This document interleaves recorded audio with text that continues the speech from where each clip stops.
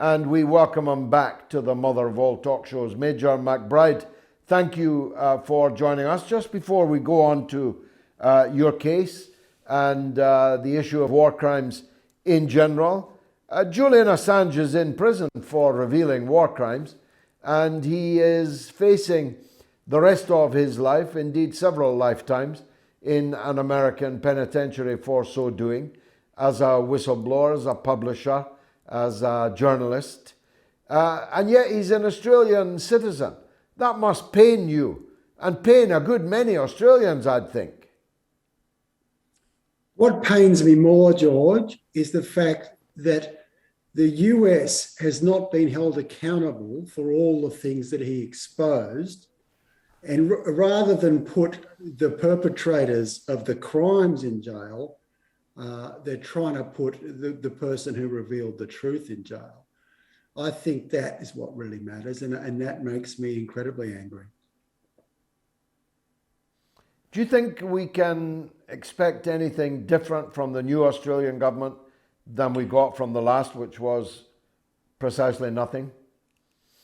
We can. I'm very excited to say there were reports in the newspaper yesterday and that the new Australian government is making us all proud, and they are talking behind closed doors with the Americans, and they are saying quite rightly, we do you a lot of favours, we're a great ally of yours, we'd like you to give something back in relation to this. And I think the fact that that has been leaked to the newspapers means it's great news. He will be released, maybe not tomorrow, but I'm convinced it will happen now, which is fantastic news. Well, if that comes to pass, that will be a major cause of celebration. And thank you for giving us that note of optimism and hope, at least, if not optimism. No, it's all about... Now, Major, we said we'd... Sorry. Say again? I said it's all about smiling and keeping a good, keeping optimistic. It's important. We're going to win this war. As I said, we are going to win, and it will be so sweet when we do. God willing, thanks, David, for that. Now, we said when we first had you on that we would keep abreast of your case, which perhaps you'll refresh the audience's memory of that case and bring us up to date with where we are on it, would you? I'm going to trial in September. It's an initial trial, a bit like a committal hearing, to see whether I have any defence. I was an officer in the Australian Army. I was a legal officer. I became concerned that we were putting out false statements, that we were covering up war crimes, that we were pretending the war was going better than it really was. I made internal complaints. They were ignored. I went to the media. A story was published, and now I'm being prosecuted as a result of giving those documents to the media. I've admitted I gave the documents to the media. I say I was justified. I say it's every officer's duty to stand up and be counted if their own country starts breaking the law, if their own country starts committing crimes, if their own country starts giving medals to murderers simply to win the public affairs war. I did what I was trained to do. I did my job, but they're trying to put me in jail as a result. I've got a lot of support in Australia now. I'll be facing a jury trial next year. I'm not the only one.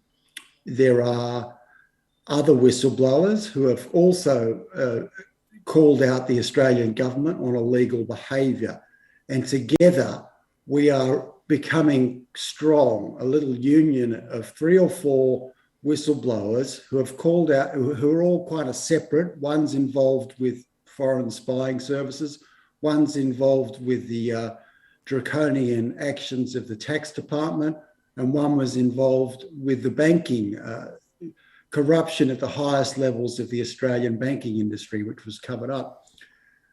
we can't all be making it up. Australia as a government has lost its way, and we are trying to, together, we are trying to set it back. It's not about a few small incidents, which is what the government's trying to say. Oh, occasional bad apples.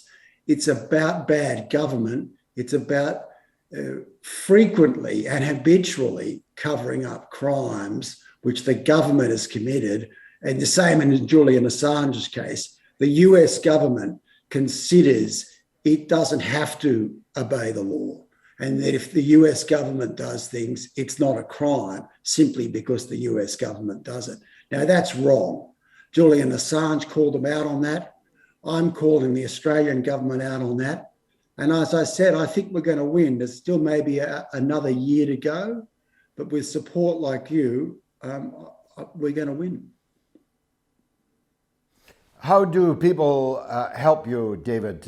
Is there a place that people can go to keep up to date with legal proceedings, help you with legal expenses and so on? I have a GoFundMe, Help David McBride, Fight for Justice, and or Major David McBride, I think it's called. And I'm very grateful for any donations. It's been very hard for me to keep my head above water and pay the rent. I've got 2 teenage daughters. It's very stressful for them, thinking their father might spend the rest of his life in prison. This could be my last year not in captivity.